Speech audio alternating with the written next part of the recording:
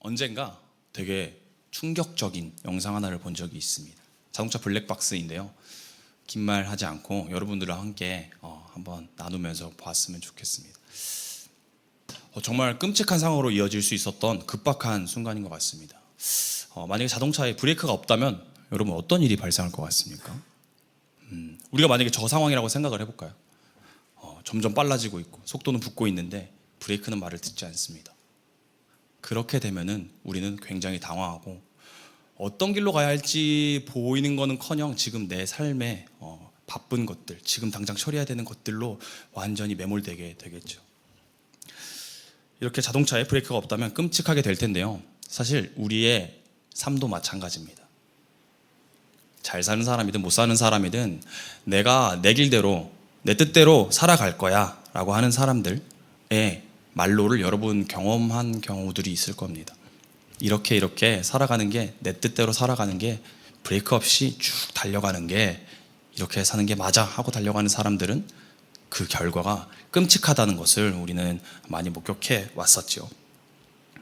그런데 저는 우리의 삶에요, 하나님께서 선물로서 주신 것이 있다고 생각해요. 이렇게 질주하는 나의 삶에, 질주할 수밖에 없는 나의 삶에 브레이크를 선물하셨다고 믿습니다. 그것이 고난입니다. 오늘 말씀을 보면요, 오늘 본문의 시인은 하나님이 우리에게 선물로 주신 이 브레이크를, 고난을 잘 이해하고 사용하고 있다고 보입니다. 오늘 이 시편의 말씀은 쓴 사람이 누군지 명확하게 나와 있지는 않습니다. 다만 우리가 추측하기로는 다윗 또는 에스라나 다니엘처럼 리더 자리에 있는, 중상 모략의 자리에 놓이게 되는 그런 리더의 격이라고 추측하고 있습니다. 그러면 오늘 이 고난으로 어떻게 하나님의 그 브레이크를 잘 이해하고 잘 따르고 말씀으로 나아갔는지 말씀 함께 보면서 나눠보도록 하겠습니다. 67절입니다. 제가 읽을게요. 여러분 눈으로 따라와 주십시오. 고난당하기 전에는 내가 그릇 행하였더니 이제는 주의 말씀을 지키나이다. 68절도 함께 읽을까요? 지금 함께 읽겠습니다. 시작. 주는 선하사 선을 행하시오니 주의 율례들로 나를 가르치소서. 아멘. 이 본문은 어떠한 이유로 지금 이 시인이 이렇게 말을 하는지, 어떤 고난을 받았는지 명확하게 묘사하고 있지는 않습니다. 다만 우리가 좀 상반절, 그 전절로부터 우리가 추론할 수 있는 결론은 불순종을 했지만 이것이 의도적으로 한 것은 아니다 라는 정도로 우리가 추측할 수가 있습니다. 계속해서 주의 율례, 주의 법, 하나님의 말씀에 대해서 언급하고 있기 때문이죠. 우리가 여기에서 주목할 수 있는 것은 67절 고난을 통해서, 고난을 기점으로 내가 이제 주의 율례들을 보게 되었다. 그 기점이 곧 고난이다. 브레이크가 고난이고 그것을 기점으로 내가 이제 주의 율례들을 보게 되었다라는 것을 우리가 볼 수가 있습니다. 고속도로에서 브레이크 없이 계속해서 빨리 달리다 보면은 옳은 길은 고사하고 아무런 길도 쳐다볼 수가 없습니다. 특히 나한테 무언가 멈추어질 만한 상황이 없으면 우리는 계속해서 죄성을 바라보게 되고 자연의 삶을 살아가려고 발버둥치게 되는 스스로의 모습을 발견하곤 합니다. 여러분이 봤을 때 제가 고난이 있을 것 같습니까? 아직 나이도 젊어 보이고요. 고난이 없을 것 같이 참 튼튼하게 생겼어요. 그런데 저에게도 고난이 있습니다. 재정의 고난도 있을 거고요. 아니면 요즘 고난은 결혼 문제예요. 결혼에 대한 어떤 고난, 개인적인 고난도 있고요. 또 건강의 고난도 저에게 종종 찾아오고는 합니다. 그래서 제가 이런 고난이라고 여기고 무언가 힘들다라고 느낄 때 계속해서 그 고난이라는 상황에, 그 사물, 어떤 상황에, 현상에 매몰되고 있는 스스로의 모습을 발견합니다. 다른 것 보지 못하고 계속해서 매몰되다가 저의 루틴을 좀 말씀을 드릴게요. 저는 그런 고난이 있다고 여겨질 때 좀 이게 좀 진행이 된다 싶을 때 딱 제 방에 기도의 처소에 딱 나아갑니다. 무릎을 꿇고 고백을 해요. 어떤 고백이냐면, 하나님, 제가 이 고난이 나에게 계속해서 찾아오지만 여기에 매몰되지 않고 이것 때문에 하나님과의 그 관계가 방해가 된다면 그리 아니하실지라도 이 고난을 내가 받고 잃게 될지라도 하나님을 놓치지 않게 해주세요.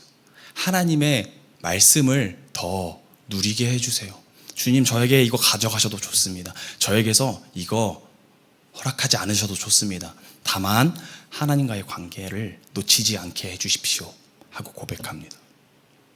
그렇게 될 때 나의 시선이 평안의 짐과 동시에 매몰되어 있던 나의 상황에서 벗어나서 하나님의 말씀과 약속들을 바라보면서 더 기쁨을 누리게 됩니다. 이런 고백들을 계속해서 해왔죠. 요즘에도 그렇습니다. 결혼 문제에 있어서도 이게 나에게는 고난이라는 생각이 어느 순간 들더라고요. 매몰되기 시작했습니다. 지금 내가 이렇게 하는 게 맞을까? 라고 했을 때 올려드리고, 하나님, 내가 이것 때문에, 이성 때문에 심지어 내가 결혼을 하지 못할지라도 하나님과의 관계에서 놓치지 않게 해주세요. 그렇게 하지 아니하실지라도 하나님께 올려드립니다 라는 고백을 하곤 합니다. 그런 고백이 있어서 아직 여자친구가 없는 것 같기도 하지만, 그럼에도 하나님과의 관계를 놓치지 않고 싶어하는 나의 마음을 하나님께서 알고 계실 거라고 저는 생각합니다. 그럼 이렇게 제가 고백을 하잖아요. 이런 고백을 하면은, 이런 고백을 하는 모습을 세상 사람들이 본다면 어떻게 생각하겠습니까? 지금 고난의 직면에서 네가 할 수 있는 최선을 다하고 이 상황을 해결할 수 있는 쪽으로 생각해야 되지 않냐? 지금 꽃밭에 살고 있니? 너 지금 꽃밭에 살고 있니? 어디에다가 지금 그걸 말하고 있니? 어디에다 의지하고 있니? 잘 준비해서 열심히 해봐. 물론 맞는 말이죠. 내가 갈등에 대해서 직면해서 그것을 현실적으로, 이성적으로 생각하는 것도 너무 중요한 일입니다. 그것이 실천되어야겠죠. 하지만 우리들은 하나님의 더 크신 그림을 볼 줄 아는 그리스도인입니다. 이 고난을 나에게 허락하신 하나님의 큰 그림을 볼 시력을 가진 우리들입니다. 그럼에도 세상 사람들은 말합니다. 지금 현실성이 너무 없어. 지금 그렇게 생각하는 거 너무 현실성 없고 당장 빨리 노력해. 당장 직면해. 라고 말하면서 뚱딴지 같은 소리 하지 마라. 라고 말을 합니다. 그런데요, 여러분, 이 뚱딴지 같은 소리를요, 우리는 성경에 나와 있는 여러 선배들, 이미 이 삶에서, 이 땅에서 경주를 마친 선배들의 삶을 보면서 우리가 나아갈 힘을 얻습니다. 오늘 이 말씀에서 이 시편의 시인, 우리의 믿음의 선배는 어떤 뚱딴지 같은 말을 했는지 우리 함께 읽어볼 텐데요. 69절입니다. 함께 읽겠습니다. 같이 읽겠습니다. 시작. 교만한 자들이 거짓을 지어 나를 치려 하였사오나 나는 전심으로 주의 법도들을 지키리이다.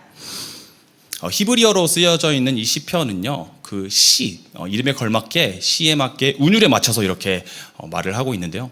대구법이라고 하죠. 앞 구절과 뒷 구절을 이렇게 상반된 모습을 보여줌으로써 의미를 효과적으로 전달하고 있습니다. 그런데 우리가 이 시에서 좀 더 주목해야 되는 부분이 한 가지 있습니다. 첫 번째로는 시제입니다. 시제. 자, 우리 앞에 구절 한번 같이 보겠습니다. 같이 읽겠습니다. 하였사오나까지입니다. 시작. 교만한 자들이 거짓을 지어 나를 치려 하였사오나. 자, 과거형으로 되어 있습니다. 나에게 고난이 과거에 이루어졌고 지금까지도 하였사오나. 뒷구절 함께 후반절 읽겠습니다. 나는 전심으로 주의 법도들을 지키리이다. 지키리이다 라고 하면서 이전에 내가 겪었던 과거들과는 상관없이 이제 내가 말씀을 바라보면서 주의 법도들을 미래적으로 바라보면서 지키리이다 라고 시점의 변화를 주고 있습니다. 우리가 그런 말들 하죠. 너가 지금 현재는 너의 과거의 산물이야. 그런데 하나님께서 말씀하십니다. 지금 매일매일 새로운 피조물이다. 매일매일 새롭게 하시는 예수 그리스도의 그 말씀을, 그 약속을 우리가 믿으면서 미래에 새롭게 하실 그림을 바라보는 여러분 되시기를 소망합니다. 아멘. 지난 그 고난에 몰두하지 않고 계속해서 미래를 바라보게 됩니다. 여러분, 그뿐만이 아니고요. 두 번째 특징이 이 대구법에 또 일어나고 있는데요. 조금 우리가 대구법이라고 하면은 보통 이렇습니다. 인생은 짧고 예술은 길다라는 말을 하죠. 이렇게 짧고 길다처럼 상반되는 것들을 비교함으로써 의미를 효과적으로 전달합니다. 그런데 오늘 말씀은 조금 다릅니다. 상반되기보다는 완전히 다른 시점으로 바라보게 되었다는 것을 확인할 수 있습니다. 69절에 교만한 자들이 거짓은 나를 치려 하였사오나, 반대로 내가 그러면은 대구법으로서 일반적으로 보자면 나는 그들을 치려 하지 않습니다처럼 반대의 의미로 말하지 않고 나는 전심으로 주의 법도를 지키리이다 라고 하면서 완전히 새로운 시점으로 고백을 합니다. 우리가 일반적으로 알고 있는 우리가 알고 있는 고백들은 저들은 나를 이렇게 치려 하지만 나는 저들한테 그렇게 하지 않겠습니다 라고 하면서 같은 시선에 두는 것이 아니라 저들은 나한테 저렇게 하지만 나는 이 시선을 올려서 하나님께로 두겠습니다 하는 고백과 같은 것입니다. 심지어는요, 이 시인은 더 나아가서 이 대적들, 나를 고난에 이르게 한 사람들을 전문가의 시선으로, 제3의 시선으로 진단합니다. 우리 70절 함께 읽겠습니다. 시작. 그들의 마음은 살쪄서 기름덩이 같으나 나는 주의 법을 즐거워하나이다. 여러분, 우리가 고난을 겪고 있거나 갈등을 겪고 있을 때 그 상황을 바라보느라 이 상황을 객관적으로 보는 것은 굉장히 어려운 일이 되곤 합니다. 객관적으로 판단한다는 것은 제3의 눈으로 더 면밀하고 더욱더 확실하게 살펴본다는 뜻이죠. 그런데 시인은 지금 다른 시선으로 돌리고 나서 그들의 상태가 지금 양심이 없고 하나님의 말씀을 들을 수 없는 무감각한 상태라고 정확한 진단을 내립니다. 우리가 어려움 가운데 있을 때 우리의 상황을 객관적으로 바라보기가 정말 정말 힘든 일입니다. 내가 이렇게 어려워, 나 너무 마음이 아파 라고 감정적으로 해석하거나 또는 이 갈등은, 이 고난은 내가 해결해야지 라고 하면서 이성적인 나의 판단으로 빠지거나 합니다. 그러나 우리가 하나님의 말씀을, 주의 법도를, 주의 율례를 먼저 바라볼 때 하나님께서 바라보시는 제3의 영적 진단을 우리도 할 수 있게 되는 것을 믿습니다. 여러분 상황 가운데, 여러분의 갈등 가운데, 고난 가운데 그 시선을 하나님께로 올려서서 제3의 눈으로 진단할 수 있는 여러분들 되시기를 소망합니다. 근데 이쯤 되면 이런 생각이 들 수도 있습니다. 그러면 저렇게 시인이 고백하는 것이 정말 고난 때문인가요? 저렇게 고백하는 게 시인이 좀 전부터 계속 무언가를 생각하고 있었기 때문이 아닐까요? 라는 질문을 던질 수 있겠죠. 그런 질문을 가지고 있을 거라는 것을 예상이라도 한 것처럼 이 시인은 다음 절에서 이렇게 말합니다. 71절입니다. 제가 읽어드릴게요. 고난당한 것이 내게 유익이라. 이로 말미암아 내가 주의 율례들을 배우게 되었나이다. 고난을 당한 것이 나에게 유익이고 딱 집어서 고난, 이로 말미암아 내가 주의 율례들을 배우게 되었나이다 라고 고백하고 있는 것이죠. 다시금 이렇게 강조하는 이유가 무엇일까요? 우리는 어느새 고난을 나의 시선으로 보기 때문입니다. 어느새 나의 시선으로 돌아가기 때문입니다. 자연의 법칙처럼 어느새 내가 걱정하고 있고 다루고 있는 주체가 나라는 것을 시인은 너무 잘 알고 있었습니다. 그래서 한 번 더 반복해서 이로 말미암아, 고난으로 말미암아, 그 브레이크로 말미암아 내가 하나님의 율례를, 법을 지키게 되었다라고 강조하고 있는 것입니다. 저도 여러분들한테 다시 한번 권면하고 싶습니다. 고난을 유익으로 여기게 되는 여러분 되시기를 축복합니다. 아멘. 이어서 72절입니다. 주의 입의 법이 내게는 천천금은보다 좋으니이다. 시의 끝단락에서 시인의 그 천천금은, 그러니까 세상의 모든 가치보다 하나님의 법이, 주의 입에서 나오는 그 법이 가장 좋다라고 고백을 하고 있습니다. 그러니까 고속도로를 잘 달리고 있었어요. 잘 달리고 있다가 브레이크 점점 속도가 줄어들더니 멈추어 서서 다른 곁길, 어떤 더 좋은 길을 바라보게 된 정도가 아니라, 고속도로가 아니라 하늘의 길이 열려 있다, 하늘길이 열려 있다라는 새로운 시각을 가지게 되었다고 고백하는 것입니다. 완전히 다른 길을 이제 발견한 것입니다. 그래서 곁길 정도가 아니라 하늘의 길로 나아가고, 내가 지금 이 도로, 천천금은이라는 이 도로, 세상의 도로보다는 하나님의 법, 하나님의 말씀이 옳은 길이고 좋은 길이라고 고백하고 있습니다. 엄청난 레벨의 고백인 것 같습니다. 여러분은 어떻습니까? 천천금은은, 여기서 말하는 천천금은은 경제적인 가치 정도만 말하는 것이 아닙니다. 이 세상의 모든 가치를 통틀어서 말씀하고 있는 것입니다. 재력, 명예, 또 권세들과 여러 세상에 일어나는 모든 일들을 천천금으로 표현하고 있습니다. 그럼 제가 대학생 때 학생 홍보대사를 했었습니다. 근데 3년 반 동안 했었는데, 이 학생 홍보대사가 되기 위해서는 면접을 세 번이었어요. 3번을 봐야 됩니다. 먼저 서류 심사 보고, 학생 면접 보고, 임원 면접까지 마지막에 봐서 대학교 그 입시보다 더 힘들었던 것 같습니다. 이렇게 제가 기를 써서 들어갔던 이유는 바로 장학금 때문인데요. 3년 반 내내 4년 동안 장학금을 반액을 이렇게 내준다는 조건이 있었어요. 당시 저한테는 엄청나게 큰 돈이었습니다. 그렇게 잘 활동을 하고 있었는데, 아이들이 이제 캠퍼스 투어도 학생들 시켜주고 이런 학교야 라고 소개도 해주면서 잘하고 있다가 위에서 연락이 왔습니다. 지금 제가 그때 성극 동아리, 예배 동아리에 있었거든요. 그러니까 2가지를 함께 할 수 없다는 내용이었습니다. 하나는 포기해야 된다. 그래서 정리해라. 하나는 정리해라. 근데 그 의도는 무엇인가요? 그 동아리 하지 마라 였어요. 저는 그 의도를 알고 기도하기 시작했죠. 한 4일 동안 기도했어요. 하나님. 그래서 제가 그때 아까 말씀드렸던 기도의 처소로 가서, 하나님과의 관계에 방해되는 것들을 지금 내가 마땅히 포기하게 해주세요. 마음을 계속 달라고 하는데 이 마음이 잘 안 나오더라고요. 저한테는 너무너무 큰 권세였고요. 너무너무 큰 돈이었어요, 저에게. 그래서 정말 어려웠지만 결국 제가 메시지를 보냈습니다. 선생님, 저 그만두겠습니다. 이 홍보대사를 그만두겠습니다 라고 말을 했어요. 그러니까 예상하지 못했죠, 선생님은. 당연히 동아리, 예배 동아리 정도인데. 그런데 제가 그것으로부터 얻었던 것이 정말 깊은 가치 하나가 있는데요.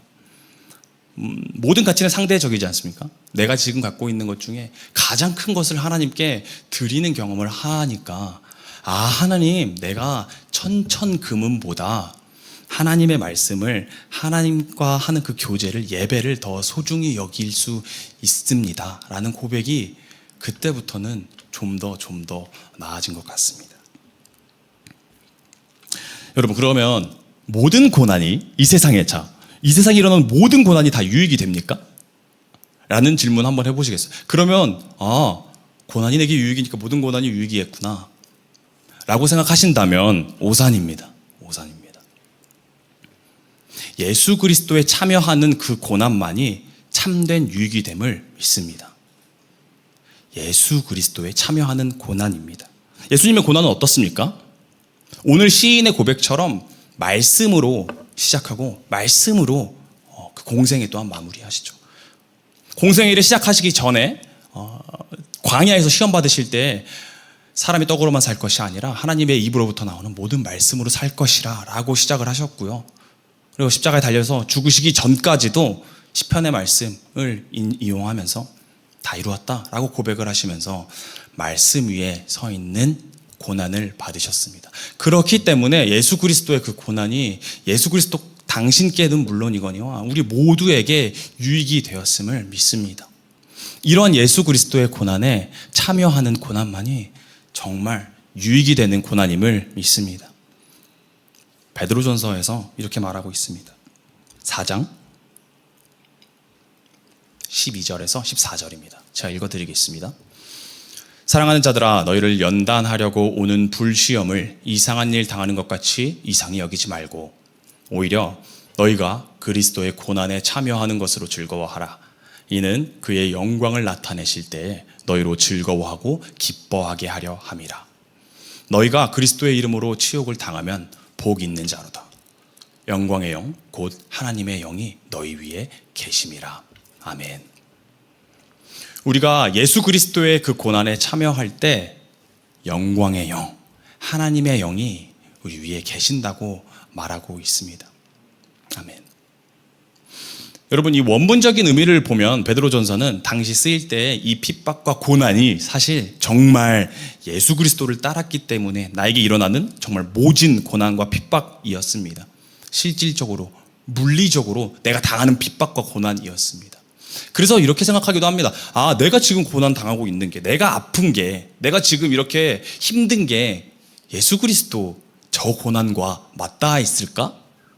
라는 의문을 저도 했습니다. 그런데 여러분, 고난은 제가 감히 확언하지만 말씀을 빌어 확언합니다. 모든 고난들이 예수 그리스도에 동참하는 고난이 될 수 있음을 믿습니다. 어떤 의미입니까? 내가 고난을 당할 때에 고난 안에 매몰되어서 그것과 상대하여서 이겨내고자 하는 노력이 아니라, 또는 예수 그리스도를 선택해서 하나님의 말씀대로 가거나, 이 양자택일이라는 것은 모든 상황에서, 당시 베드로전서의 상황이나 지금 내 상황에서도 선택하는 것입니다. 두 가지 선택밖에 없습니다. 내가 예수에 참여하는 고난으로 여길 것인가, 아니면 내가 지금 당장 화나거나 지금 내가 고난받고 있는 이 상황에 몰두할 것인가. 이 두 가지 중에 선택하는 것입니다. 예수 그리스도의 고난에 더 참여하는 여러분들 되시기를 소망합니다. 본질적으로 지금 당시에 있던 고난과 지금 우리의 고난은 다르지가 않다고 말씀을 드립니다. 고난 상황과 내가 대면해서 맞설 것인가, 아니면 예수 그리스도를 결정할 것인가, 그 고난에 참여할 것인가, 둘 중 하나입니다. 다만 정도의 차이는 있겠죠. 다만 내가 당장 목숨을 잃지는 않을 수 있겠죠.